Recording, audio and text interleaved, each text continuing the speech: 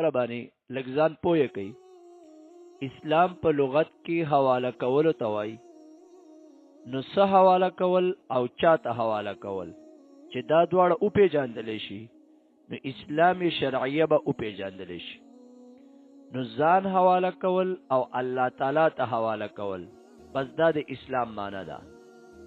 یعنی زما په خپل ځان کې زما خوښه نه چلیږي، زما خوښه به د الله تعالی د خوښې تابع ده. دومره مزیداره خبره شوه چې اوس پې ځان پوهېږي که نه په دې باندې چې دا ما کوم وویل. که ته وې چې لکه زه د دې تعریفونه ګورم د اسلام نو په اعلام کې به په دې باندې کابلګرام بابا چې ډېرې خبرې کړي دي، په ډېر ځان ستړی کړی دی، هلته اوږده تعریفونه کړي دي، خو موږ پښتو کې ساده ساده وو. د ځان نه د الله تعالی د دین لباس د الله جل شانه د دین زینت او خایست تاوولو ته او په ځان کې اسلام هغه راوستلو ته دې ته چې هغه اسلام ویل کېږي. لکه ګوره راځي اسلم وجهه، زما په ژوند کې زما خوښه د الله تعالی د خوښې تابع شوې ده. ځکه خوراک کوم نو زما خوښه بني. اگر چې خوراک دا زما خوښ دی، زما سره ډېره مینه ده، زما د مولا اجازت، زما د مولا په حکم باندې به زه خوراک کوم. زه سکم سکل چې دی زما خوښ دي، خو هغه څه به سکمه چې زما د مولا اجازت وي. زما مولای ما ته حکم کوي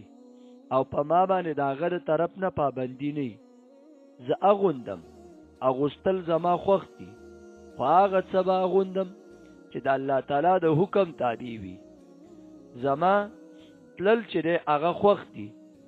زه ځمه، خو هغه ځای ته به ځم چې الله اجازت کوي. جبه ده زه خبرې کوم، خبرې چې دی کول هغه ما ډېره مزه راکوي، ډېر خوند راکوي، خو هغه څه به ویم چې زما د مولا رضا پکې. او زه چې دی د مولا د سیډ نه او د آقا د سیډ نه ما ته په هغې کې اجازت راکلی شوي. زه وینم، کتل کوم، کتل چې دی زما خوښ دي، خو هغه څه به وینم او هغه څه ته به ګورم چې په کوم څه کې ما ته اجازت دي. دارنګې اورم، غوږونه چې دی په اورېدلو باندې څه کې هغې له خوند ورکولی کېږي، خو زه به هغه څه اورم چې په هغې کې د شریعت او د الله د طرف نه اجازت دي. کارونه کوم، بدن استعمالوم، هغه ځای کې به استعمالوم چې د مولا اجازت وي. مال ګټم، مال زما ډېر خوښ دی، خو په هغه طریقه او په هغه ځای کې او هغه څه به ګټم چې په کوم کې ما ته د هغه د طرف نه اجازت وي د ګټې. دغه رنګې چې دی په پټي کې کیس کوم، په دیوال باندې کیس کوم، دا رنګې چې دی یو مقدمه لړاوم، خو په هغه طریقه، په کومه طریقه باندې چې د الله اجازت وي، په هغه طریقه باندې به زه دا لړاوم او په هغه طریقه باندې به زه د دې فیصله کوم. سیاست کوم، دا زما ضرورت دی. انتظام برابرول دا زما چې دی ضرورت دی. زما د شریکي ژوند دی، زما چې دی انفرادي ژوند دی، زما چې دی د عوامو حقوق دي، زما د مشرانو حقوق دي، زما د کشرانو حقوق دي. زه د عوامو سره په مجلس کې کېنم، زه چې دی د کشرانو سره په مجلس کې کېنم، نو په هغه طریقه باندې او په هغه هیئت باندې او په هغه کلچر او ثقافت باندې چې په کم کې ما ته زما مولا اجازت راکوي. تاڼه ده، تحصیل دی، کالج دی، یونیورسټي ده، هسپتال دی، چلو ما دا ټول زما ضرورت دی. دا د ژوند ضروریات دي، دا پوره کول ماله پکار دي، خو دا ټول به په هغه طریقه باندې چلوم چې په کومه طریقه باندې اجازت وي، په کومه طریقه باندې اجازت وي. یعنی خپله زندگی که انفرادي ده او که اجتماعي ده، که هغه بیا د تعلیم سره تعلق ساتي ایجوکیشن، که هغه بیا د هسپتال سره تعلق ساتي صحت، کاغه بیا د انتظام سره تعلق ساتي عدلیه نظام عدل او کاغه بیا د حکومت سره تعلق ساتي نظامی آرډر او حکم کدا هر یو سره تعلق ساتي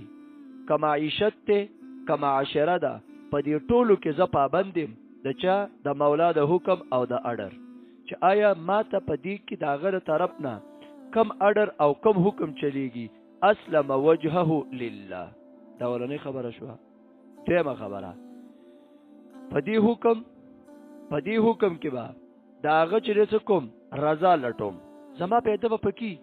خو زه به خپله پیدا نه رامخکې کوم زه به په دې نیت کوم چې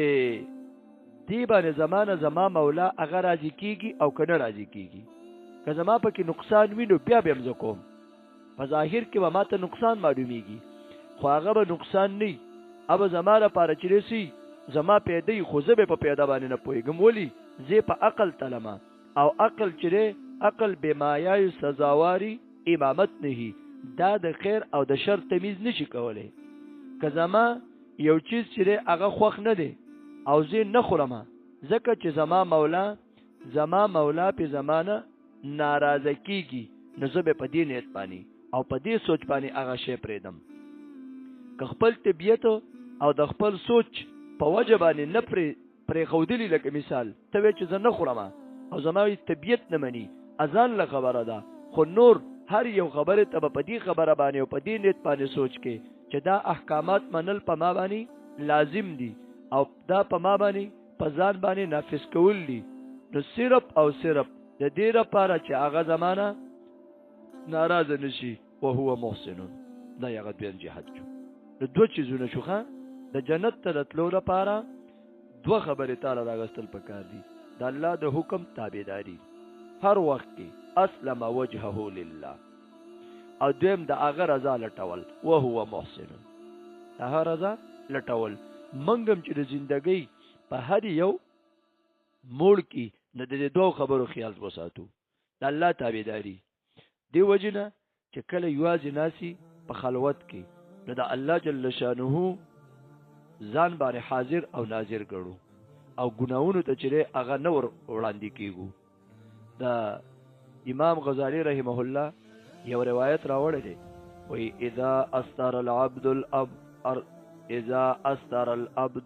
اذا اغلق العبد الابواب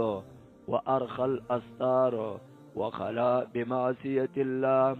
يقول الله تبارك وتعالى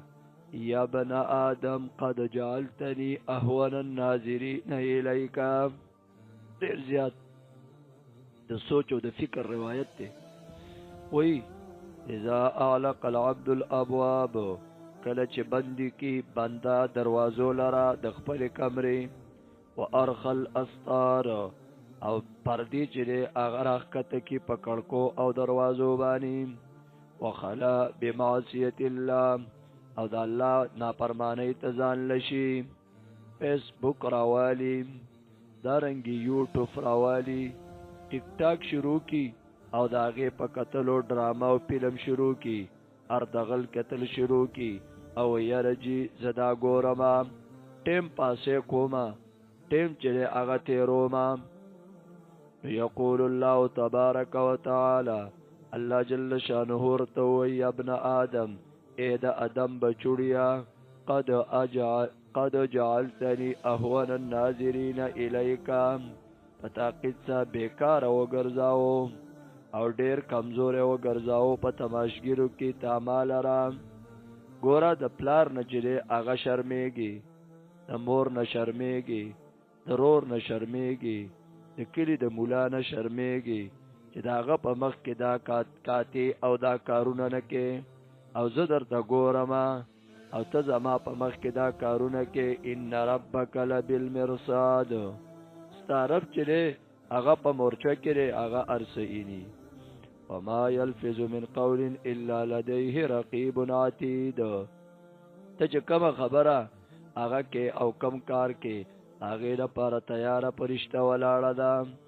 تیار پرشته چې هغه وته ولاړه ده نو د دې وجنه مکه وګوره بیا به قیامت په ورځ باندې ارمان وکي دا ګناونه چې دی هغه پرېږده او د دې ګناونو نه چې دی هغه سیټ ته شه. دا ګوره ډېر ضرري دي، دا ډېر زیات نقصاني دي. د دې وجې نه د حیا باره کې تعریف علما کرام کوي، الله یراکا مولاکا حیث ینحاکا ولا یفقدکا حیث یامرکا. حیا دې ته وایي، حیا چې الله یراکا مولاکا حیث ینحاکا، چې ودنینی مولا ستا آقا ستا الله ستا په هغه ځای کې چې په کوم ځای کې تا منع کوي چې د دې ځای له مه ورځه، دا ځای ستا لپاره مضر دی او ستا لپاره د نقصان دی. ولا یفقدک حیث یامرک، او په هغه ځای کې دې غیر حاضر ونه مومي چې په کوم ځای کې درته اجازت کوي چې ګوره لاړ شه جومات ته، مدرسې ته، قرآن راواله، زما لویي بیان کا، زما تسبیح بیان کا. نو د دې وجې نه ځان چې دی هغه غافله کول نه دي پکار. ځان اسلام ویل خو آسان کار دی، خو اسلام کې دننه کېدل او اسلام لباس ځان ته اچول دا لږ محنت غواړي. دا بغیر د محنت نه کېږي. د آیات باندې پوه شوي، تو خبرې چې دی هغې نه جوړ شو. د الله د حکم تابعداري او د هغه رضا لټول دا د انسان د زندګۍ اهم چې دی شعبې دي. په دې کې محنت پکار دی چې زمونږ او ستاسو زندګي هغه د کامیابی شي، هغه د ترقی شي او هغه د الله جل شانه په طرف باندې د تلو شي.